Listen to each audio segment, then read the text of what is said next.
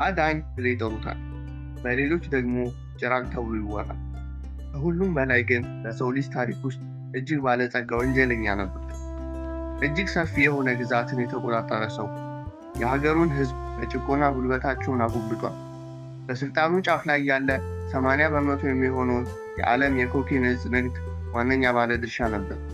በየሳምንቱ እስከ $420 ሚሊዮን ያገኝ ነበር።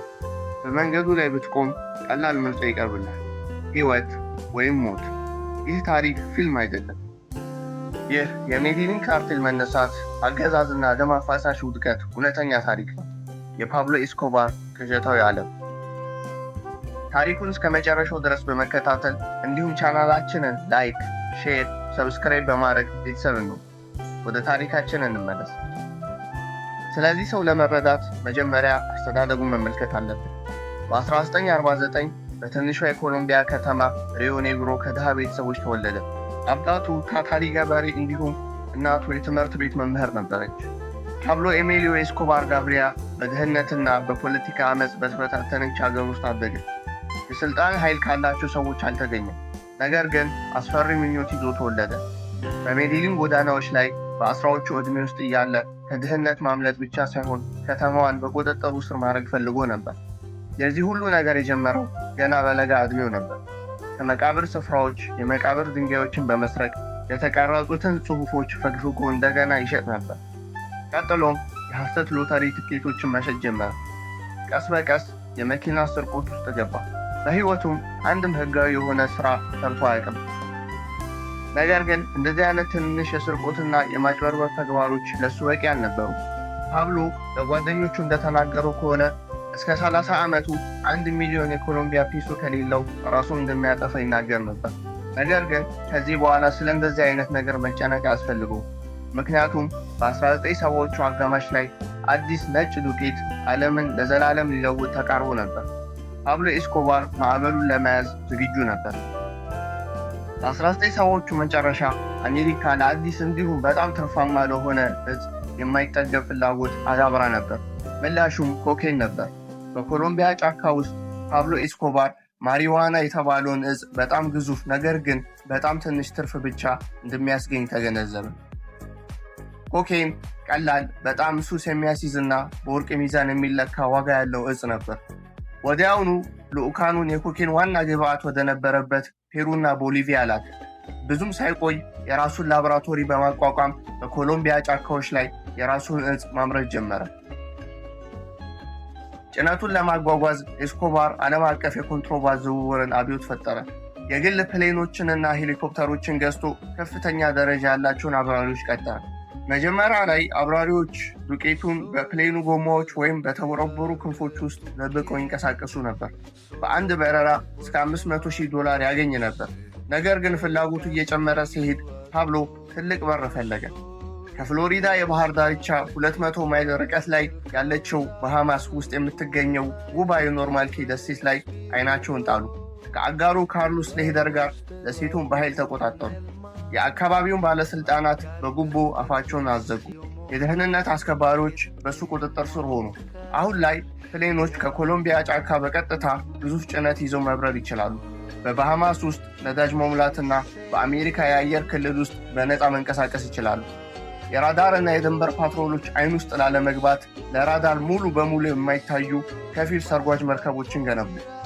የካርቴሉ ኬሚስቶች በጣም ስለተሻሻሉ ኮኬንን ወደ ፈሳሽ ፕላስቲክ በመቀየር በልብስ ፋይበር እና በፍራፍሬ ውስጥ ቀላቅለው በማያሚ ውስጥ ባለ የሚስጥር መጋዘኖች ውስጥ በኬሚካል ወደ ዱቄት መቀየር ይችላሉ። ውጤቱስ ምን ነበር? በየቀኑ እስከ 15 ቶን የሚመዝን ኮኬን ወደ አሜሪካ እየገባ ነበር። የሚያገኙት ገንዘብ ከመብዛቱ የተነሳ ለብር መጠቅለያ ላስቲክ ብቻ በወር እስከ $2,500 ያወጡ ነበር። ለብር መጠቅለያ ላስቲክ ይህን ያህል ገንዘብ ካወጡ ምን ያህል ገንዘብ እንደሚሰሩ ማሰብ ቀላል። ፓብሎ ኤስኮባር ከአሁን በኋላ ህገወጥ ዕፅ አዘዋዋሪ ብቻ አልነበረም፣ የማይታይ ዓለም አቀፍ ልዕለ ኃያል እየሆነ መጣ። ረብጣ ቢሊዮኖችን ኪሱ ስር እያስገባ ሲሄድ ፓብሎ ኤስኮባር ከቅንጦት ቁስ የበለጠ አደገኛ ነገር ገዛ። ያለመከሰስ መብትን። የግዛት ዘመኑን የሚገልጽ ጨካኝ ፍልስፍና ፈጠረ። ፕላታ ኦፖልሞ ይባላል። ጥሬ አማርኛው በር ወይም ጥይት የሚል ነበር። ይህም ዳኛ፣ የፖሊስ መኮንን ወይም ፖለቲከኛ ጉቦን ካልተቀበለ ይገደል የሚል ነበር። በኤስኮባር ዓለም ታማኝነት የሞት ፍርድ ነበር። የኮሎምቢያ ጠቅላይ ፍርድ ቤት የአደንዛዥ ዕፅ አዘዋዋሪዎችን ወደ ዩናይትድ ስቴትስ እንዲተላለፉ ዛተ። ፓብሎ ከሁሉም በላይ የሚፈራው ነገር ስለነበር ለዛቻው የሰጠው ምላሽ አስከፊ ነበር። በ1985 በኤስኮባር የተደገፉና የገንዘብ ድጋፍ የተደረገላቸው የታጠቁ የኤም-19 ሽምቅ ተዋጊዎች የፍትህ ቤተ መንግስቱን ወረሩ። 11 የጠቅላይ ፍርድ ቤት ዳኞችን ጨምሮ ከ100 በላይ ሰዎች ተገደሉ። የአገሪቱ ከፍተኛ የህግ ሰነዶች ሆን ተብሎ ወደ አመድነት ተቀየሩ። እውነቱን ለመናገር በሚደፍር ማንኛውም ሰው ላይ ግልጽ ጦርነት ታወጀ። የፓብሎ የወንጀል ሪከርድ ለኮንግረሱ ያጋለጠው የፍትህ ሚኒስተሩ ሮድሪጎ ላራ ቦኒላ በመኪናው ውስጥ በጥይት ተረሸነ። ስለ ካርቴሉ ሴራ የጻፉት የኤል ኤስፔክታዶር ጋዜጠኛ አዘጋጅ ጊሌርሞ ካኖ ከቢሮአቸው ሲወጡ ተገደሉ። መልእክቱ ግልጽ ነበር። ካርቴሉን የተቸ ሟች ነው። አመፁ ከአሁን በኋላ ባለስልጣናት ላይ ብቻ አልነበረም። ካርቴሉ ገበያ ማዕከላትን፣ ባንኮችና የፖሊስ ጣቢያዎች ላይ ግዙፍ የሆነ የመኪና ቦምቦችን ማፈንዳት ጀመረ። የተራ ዜጎችን ህይወት መቅጠፍ ጀመሩ። በአንድ ወቅት የሰላም ከተማ የነበረችው ሜድሊን ግድያ የተንሰራፋባት ከተማ ሆነች። ፓብሎ ኤስኮባር ግዙፍ የሀብት ግዛትን ገንብቷል። ነገር ግን ፍጹም በሆነ ሽብር የተከበበ ነበር። ባለጸጎችና መንግስት እንደ አሸባሪ ቢመለከቱትም በሺዎች የሚቆጠሩ በኮሎምቢያ ውስጥ ያሉ ድሃ ሰዎች ሙሉ በሙሉ በሌላ አይን ይመለከቱት ነበር።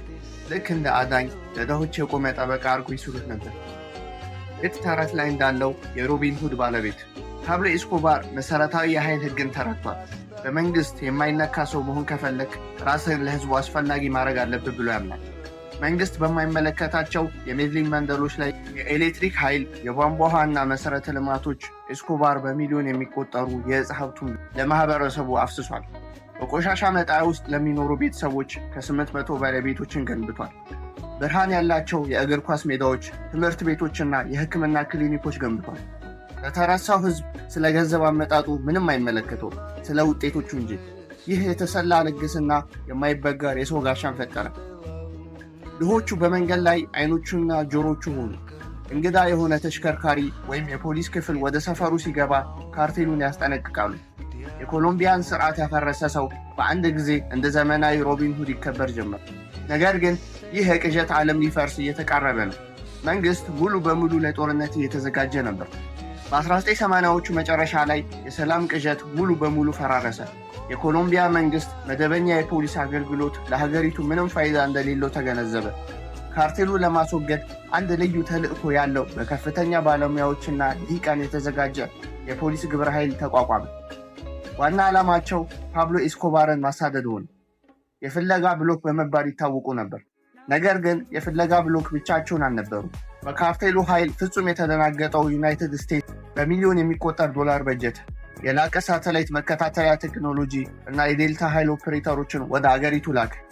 አደኑ ወደ ዓለም አቀፍ የጥላ ጦርነት ተለወጠ።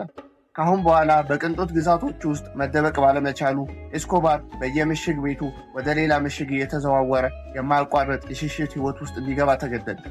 ጫናው እየጨመረ ሲሄድ አመፁ ከፍተኛ ደረጃ ላይ ደረሰ። ኤስኮባር በሜድሊን ጎዳናዎች ላይ ለተገደለ ለእያንዳንዱ የፖሊስ መኮንን $300 የገንዘብ ስጦታ በመስጠት የበቀል እርምጃን አወጀ። ይህም በመቶ የሚቆጠሩ ወጣት ፖሊሶችን እንዲገደሉ ምክንያት ሆነ። ነገር ግን አዲስና የበለጠ አስፈሪ ጠላት ተፈጠረ። ሎስ ፔፔስ ይባላሉ። ይህም ቡድን በተቀናቃኝ ካርቴሎችና በኤስኮባር ተጎጂዎች የገንዘብ ድጋፍ የተደረገለት ጨካኝ ቡድን ነው። የፓብሎ ጠበቆች፣ ጀነራሎችና የቤተሰብ አባላትን መግደል ጀመሩ። ንብረቶቹን አንድም ሳያስቀሩ ማውደም ጀመሩ። የእሱ ግዛት በመንግስት በአሜሪካውያንና በራሱ ተቀናቃኞች ተልዕኮ ከውስጥ መፈራረስ ጀመረ። በ1991 ፓብሎ ኤስኮባር ድካምና የማያቋርጥ የግድያ ስጋት ሲገጥመው የማይታሰብ ነገር አደረገ። ለመንግስት እጁን ሰጠ። ነገር ግን ሽንፈት አልነበረም። የመጨረሻ የሆነውን ድንቅ ጨዋታውን ተጫወተ። ከኮሎምቢያ መንግስት ጋር ስምምነት ላይ በመድረስ የራሱን እስር ቤት እንዲገነባ፣ የራሱ ጠባቂዎች እንዲመርጥና ወታደሮቹ ከንብረቱ በ3 ኪሎ ሜትር ርቀት ውስጥ እንዳይመጡ አደረገ። እስር ቤቱ ላካቴድራል ተብሎ ይጠራ ነበር። እስር ቤት ሲባል ራሱ አግራሞትን ይፈጥራል። በከፍተኛ ቴክኖሎጂ የታጀበ የቅንጦት ምሽግ ነበር። በውስጡ ኤስኮባር እንደ ንጉሥ ይኖር ነበር። ላካቴድራል ሙሉ መጠን ያለው የእግር ኳስ ሜዳ፣ ለሴት ልጁ ግዙፍ የአሻንጉሊት ቤት፣ ጃኩዚ፣ ሙሉ በሙሉ የተሟላ ባርና ዘመናዊ የመገናኛ ማዕከል ነበረው። ከተራራው ጫፍ ላይ በሚገኘው የመዝናኛው ስፍራው ላይ በብዙ ቢሊዮን ዶላር የሚሸፍነውን ዓለም አቀፍ የእጽ ንግዱን ያለማቋረጥ ማስተዳደር ጀመረ። ዓለም በአግራሞት ይመለከቱ ጀመር። ነገር ግን ወርቃማው እስር ቤት ብዙም አልዘለቀም። እንደ አውሮፓውያን አቆጣጠር በ1992 ኤስኮባር እጽ ከእስር ቤቱ ብቻ እያጓጓዘ እንዳልሆነ የሚገልጽ ወሬ ወጣ። ተቀናቃኝ የካርቴል መሪዎች በቅንጦት ክፍሎቹ ውስጥ እያሰቃየና እየገደለ እንደሚገኝ መረጃ ወጣ። የኮሎምቢያ መንግስት እንደተዋረዱ በመገንዘብ ወታደሮች ምሽጉን እንዲወሩ ታወጀ። ነገር ግን ወታደሮቹ ጥቅጥቅ ባለ የተራራ ጭጋግ ተሸፍነው ግድግዳዎቹን ሲያፈራርሱ ፓብሎ ኤስኮባር ቀድሞውንም ጠፍቷል። ፓብሎ ኤስኮባር ከሸሸ በኋላ የማይታይ መንፈስ ነበር። ነገር ግን ጊዜ፣ ገንዘብና አጋሮች ያለቁበት ነበር። ውርደቱን የተከናነበው የኮሎምቢያ ፍለጋ ቡድን ሜድሊንን ሙሉ በሙሉ የክትትል ዓላማው አድርጓል። የተጠና የአሜሪካ የሬዲዮ ቴክኖሎጂን በመጠቀም የከተማዋን የአየር ሞገዶች በቀን ለ24 ሰዓት ይቃኛሉ። ኤስኮባር ትልቅ ስህተት ተሳሳተ። ዲሴምበር 2 1993 ነበር። የናፈቃቸውን ቤተሰቦች ለማግኘት ኤስኮባር ከልጁ ጋር ለጥቂት ሰከንዶች ያህል በሳተላይት የስልክ ጥሪ ቆየ። የመከታተያ መረባቸው ላይ ገባ። በጥቂት ደቂቃዎች ውስጥ ከፍለጋ ብሎክ የመጡ ከባድ የታጠቁ ኦፕሬተሮች በሎስ አሊቮስ ሰፈር ውስጥ አነስተኛ የደህንነት ቤትን ከበቡ። ወረራው ተጀመረ። ቡድኑ የፊት ለፊት በሩን ጥሶ ሲገቡ ኤስኮባርና ብቸኛ ጠባቂው በተዳፋት ጣሪያዎች ላይ ለማምለጥ ሞከሩ። ሰፈሩ ኃይለኛና ትርምስ በተሞላበት የተኩስ ልውውጥ ተናወጠ። በጣሮች ላይ በመሮች ሲሸሽ የነበረው የኮኬኑ ንጉሥ በ3 ጥይቶች ተመትቶ ወደቀ። ባለ ብዙ ቢሊዮን ዶላር ግዛት ባለቤት በቆሻሻ ኮንክሪት ጣሪያ ላይ ያበቃለት። የኤስኮባር ሞት ሀገሪቱን ለሁለት ከፍሏት ነበር። በቀብር ስነ ስርዓቱ ላይ ከ25,000 በላይ የሚሆኑ ሰዎች በጎ አድራጊ ብሎ ለሚጠሩት ሰው እያለቀሱ ጎዳናዎችን አጥለቅልቀዋል። ነገር ግን ለተቀረው የኮሎምቢያ ፖሊስ መኮንኖችና የፕሬዝዳንት እጩዎች እንዲሁም በሺህ የሚቆጠሩ ንጹሐን ሲቪል ጨምሮ 4,000 የሚገመቱ ሰዎች ሕይወት የቀጠፈ የሌሊት ቅዠት መጨረሻ ነበር። ዛሬ የተጠበቀው ሀብት አሁንም አልፎ አልፎ ይገኛል። የናርኮ ሽብር ዘመን ጠባሳ በኮሎምቢያ ታሪክ ውስጥ ተቀርጿል። ፓብሎ ኤስኮባር አንድ ወንጀለኛ ከሉዓላዊ መንግስት የበለጠ ኃይል ማሰባሰብ እንደሚችል አረጋግጧል። ነገር ግን ያ ኃይል ምን ያህል መልሶ ሊጎዳ እንደሚችል ማሳያ ነበር። ለዛሬ የነበረን የፓብሎ ኤስኮባር ታሪክ ይህን ይመስላል። የፓብሎ ኤስኮባር ላይ የሚያጠነጥነውን ናርኮስ የተባለውን ሲሪየስ በመጋበዝ እሰናበታችኋለሁ። ቻናላችንን ላይክ፣ ሼር፣ ሰብስክራይብ በማድረግ ቤተሰብ ነው።